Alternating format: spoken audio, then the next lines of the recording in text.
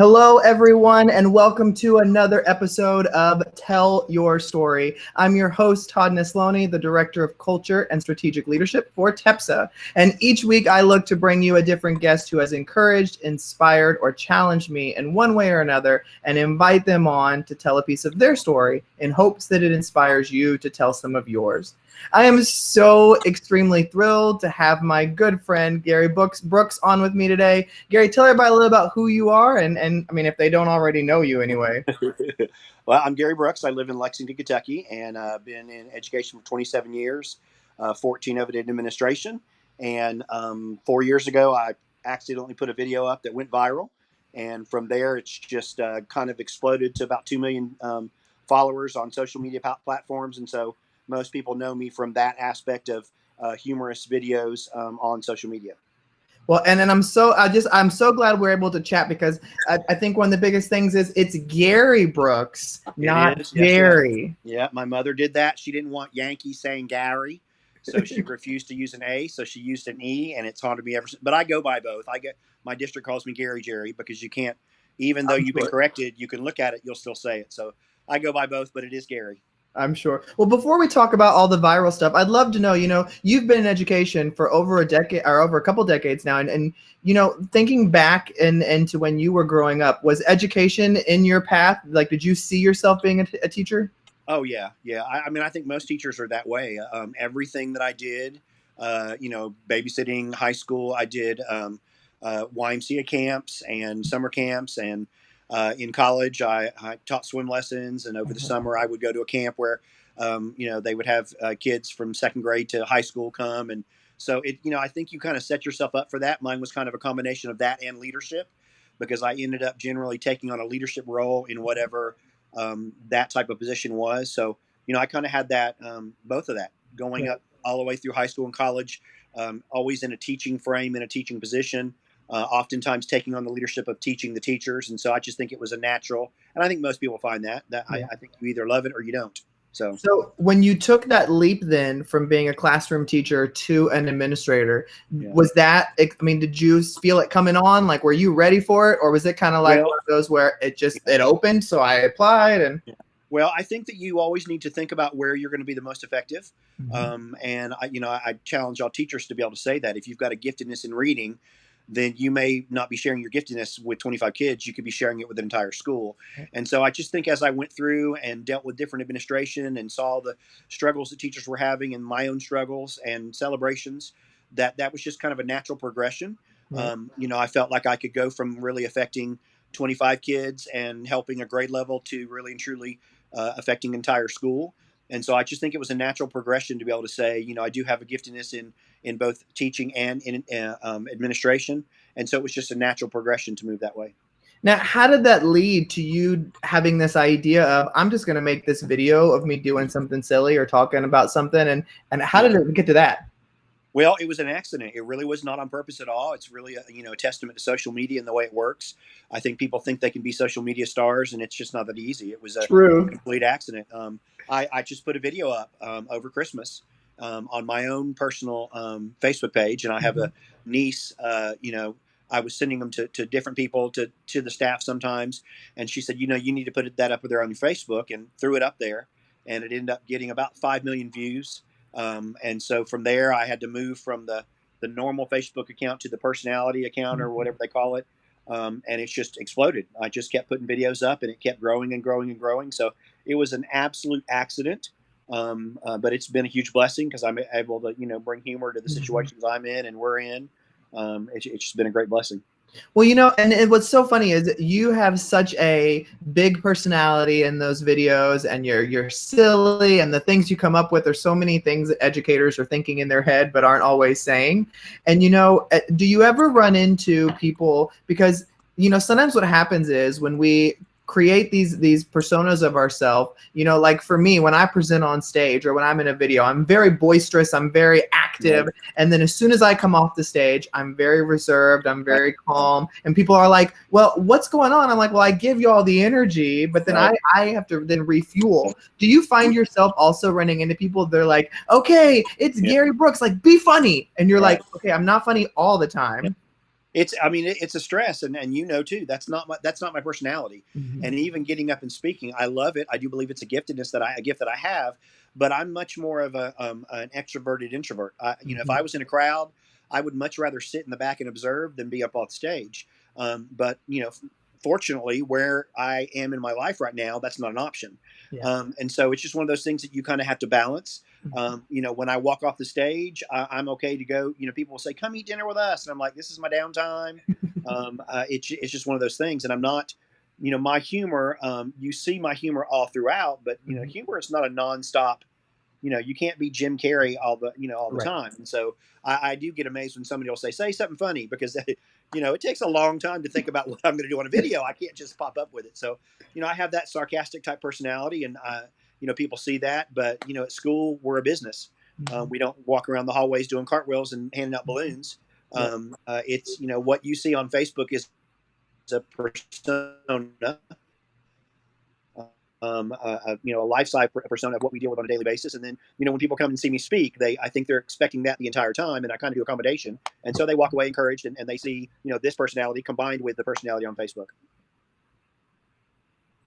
Well, and I think that's so important for people to remember is that, you know, we have our downtime too. We have our time where we need to refuel. Now, what Right. I'd like to ask from that is, you know, coming up with these things is crazy. Like I can't even like every time you come up with something, I'm like, that's brilliant. But where Yeah. did that idea come from? Do you ever find yourself like struggling to come up with a new Oh, idea or oh wondering gosh. like, is this good like the dumbest idea I've had?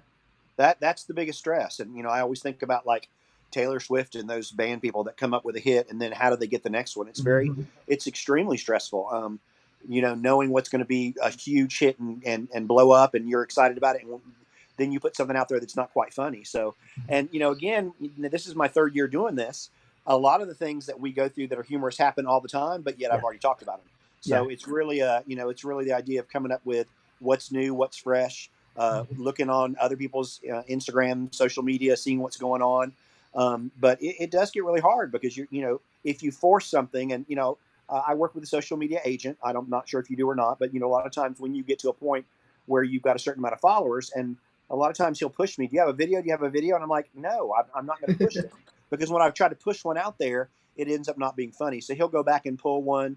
You know, that's why a lot of times it'll be an older video, maybe 2 years ago, because I have gained a lot more followers and they wouldn't have seen it. But you know, you can't really push that. It just kind of has to come naturally. Because I found if you really try to push something out that's not really happened to me or someone that I know, it ends up not being very funny. It ends up being a flop. Well, you know, I think that's what's so interesting too is people think that you can just go viral by just doing things Oh yeah, that are you expect to go viral, and it's like no, it's the random things that take off that you're like, exactly. that's the video that Yeah, everybody's sharing like crazy. Like I'm more proud of this video that I thought would exactly. take off and it Yeah, didn't. yeah. It You, absolutely and TikTok's definitely like that. You know, TikTok is absolutely crazy. The dumbest things, and you can put something up there you know is humorous, and you know I now know the analytics of Facebook and YouTube Mhm. and Instagram, and so I can tell you exactly, you know, not exactly, but I can tell you whether a video is going to go viral, Right. if it's going to have this many views. TikTok, oh my gosh, it's the I bet. craziest. You have no idea what's going on there, but it's been fun. It's been a challenge, and I'm meeting a lot of new people, a lot of new teachers, and so it's a huge blessing all the way around. Social media really truly can be a big blessing. Yeah. Well, you know, we talked about the pressure of creating content, but one thing that I see too through a lot of my Tell Your Story conversations is that every one of us in some avenue or another deals with self-doubt starting to creep back in. And so what do you do to keep doubt from taking hold in your own life and making you feel like you're not good enough to be out Right. there?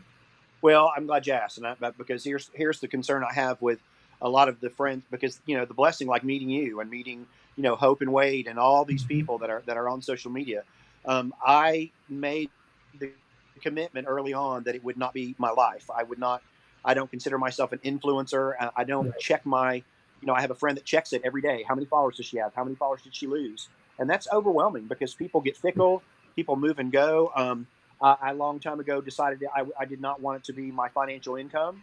If it was any income, it was going to be extra, Right. because I think when it now becomes your financial income, then all of a sudden you start getting stressed. And so, you know, to me, it's an addition of my life. It's not my life. And I think that once you get wrapped up in it and start checking, you know, you start getting jealous of other people's videos or how they're doing, or you start saying, oh, I lost 10 followers or I gained 15, or you make it your financial life, then you're stressed because you have no idea.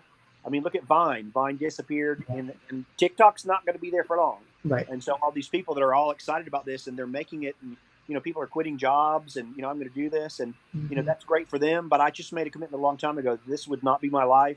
I was doing it for fun. That's it. If money came in, it would be extra money. It would be not my income money, Right. because otherwise it would end up being overwhelming and too stressful. And life's too stressful as it is. And I think that's a great point that you make there. And you've taken a lot of effort in the last, I guess, 6 months to a year of really focusing on your health as well. I see you at Orangetheory all the time. When did that become something that you were going to turn your focus on? Well, I just think it's big, and when you don't feel good, and I always tell people I'm not doing it to lose weight. I'm doing it to eat whatever I want to eat. I'm not trying to get. I'm not trying to get down to a certain weight, but it's so amazing. And when I started, I went to a 5 a.m. class, and I thought, this is horrible. And now, if you don't go early, it just changes your life. Even beyond the idea that whether I'm losing weight or not, it's the idea that I'm getting up, I'm doing exercise for an hour. This morning, I walked for an hour, and it's made my day go so much better. And the days that I don't, I feel sloggy and not all that great. And so for me, it really wasn't about losing weight or staying young. It was about just the way it makes you feel on a daily basis.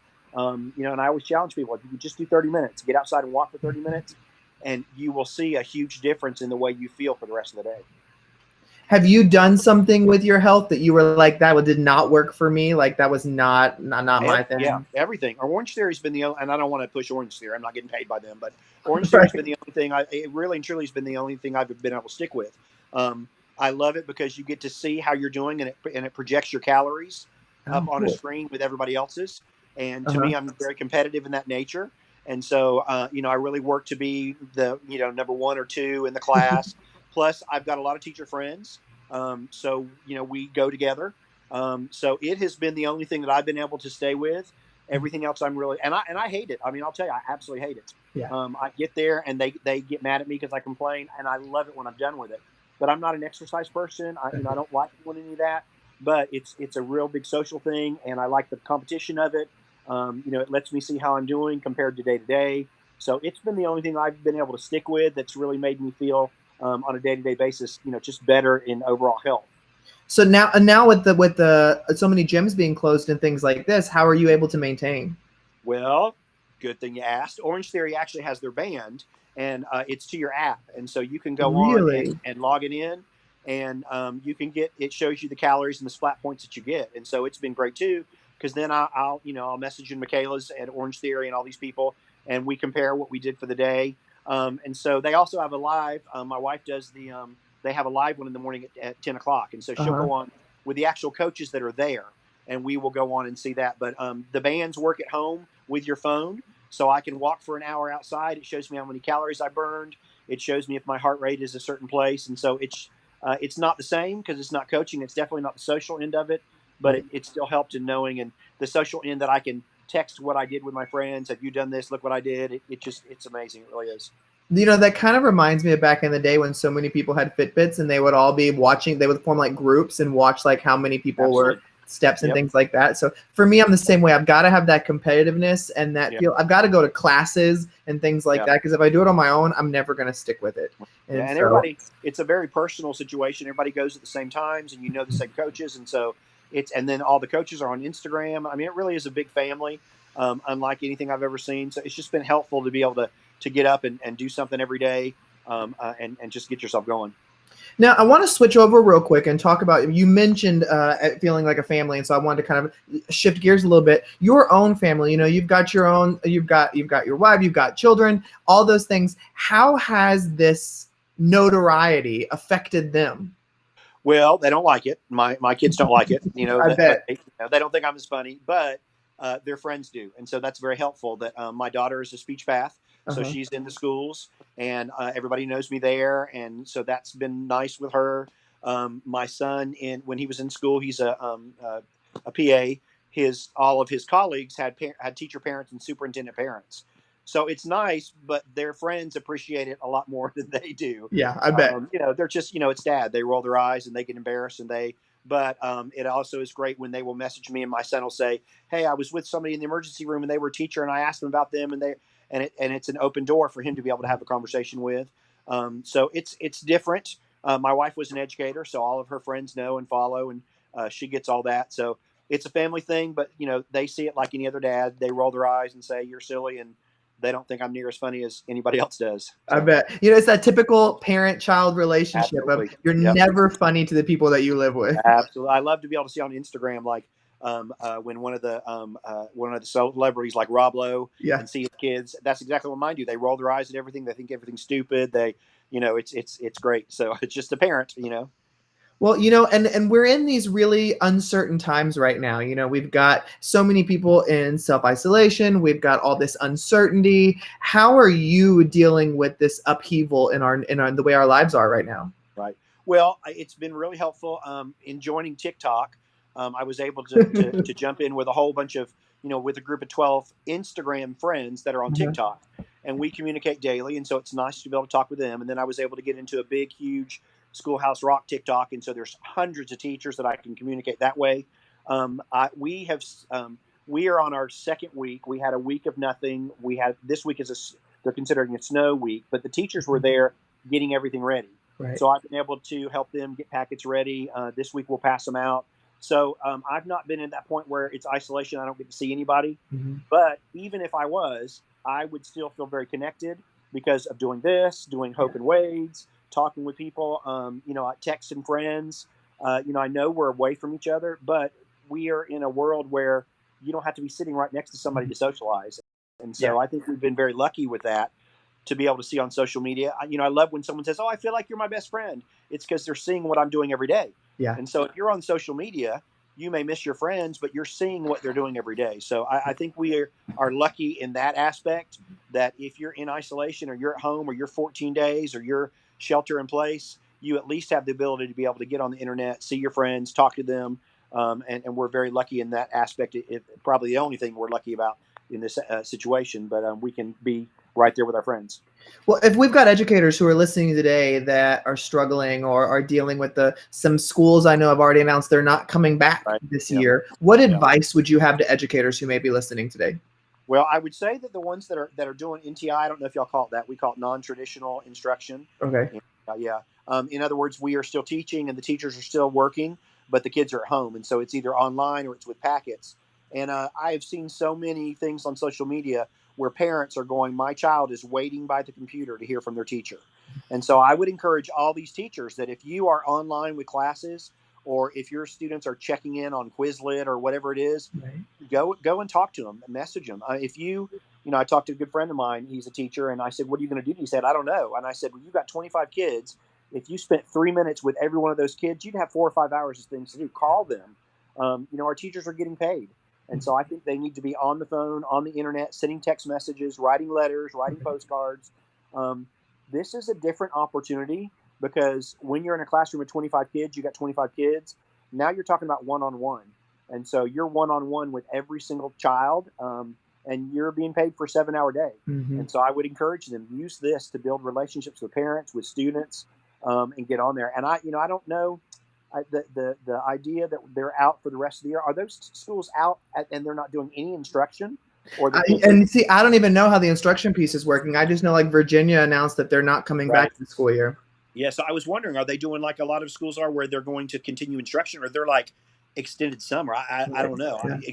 I think the hard part with that is the fact that you haven't seen the kids, Mm-hmm. and you really haven't seen the kids in a group, because you can do the same thing. If all of a sudden they said we're not coming back, you've still got a phone list and 25 kids, and you can still take the time. And those teachers are being paid. I mean, they're not cutting teacher salary. Yeah. And so you don't get the goodbyes, you don't get the hugs as a group, you don't get the graduations, but you still got a telephone that you can call every single one of those kids, check in on them. Sorry, I didn't get to say bye. What's going on this week? That type of thing. And I also think that's really good for the students, because they're in a stressful situation now. And hearing from a teacher, I do think it's an opportunity for us to be able to still build relationships that way. And so, all is not lost. We still have this. We still have instruction. We still have the ability to talk to kids, see kids. So I just say it is what it is, and let's move with it. Well, one of the things that I've loved that I've seen online is teachers reaching out to their students and picking a time, and then they drive by the student's house and wave from their car. And so that it's that face-to-face without having to break any social distancing rules, that they can still say, hey, I'm just driving by just to tell you hello, wish you a great day. And I think that's so cool because the technology piece is great. But if you have the ability to do those quick drive-bys, I think that's huge to have that real face-to-face thing too. Absolutely. And I love those parades where the teachers are going, especially if you're a neighborhood school, where you can just go around and beep your horn. And I mean, we are giving out our packets on Wednesday and Thursday. And so they're going to come by and the teachers are at least going to get to wave and give them a packet. And so I know that's going to be really special for the teachers because they get to see them and know that they're all right. And I mean, think about how stressful this is for, the people that are working with low income kids, that they have no idea what's going on. Yeah. And so we're all through a stressful time. I think anytime you can be able to reach out, be it a drive-by or a calling or a text message, I think we need to jump on that opportunity and be able to reach out to our kids. Yeah. Well, Gerry, the last question I want to ask you is this, outside of the viral videos and things like that, when you look at all the things that have taken place in your life that have led to creating the man we see today, what is one of those things that you look back on and think this was really instrumental in defining who I am today? This was really instrumental in defining who I am today.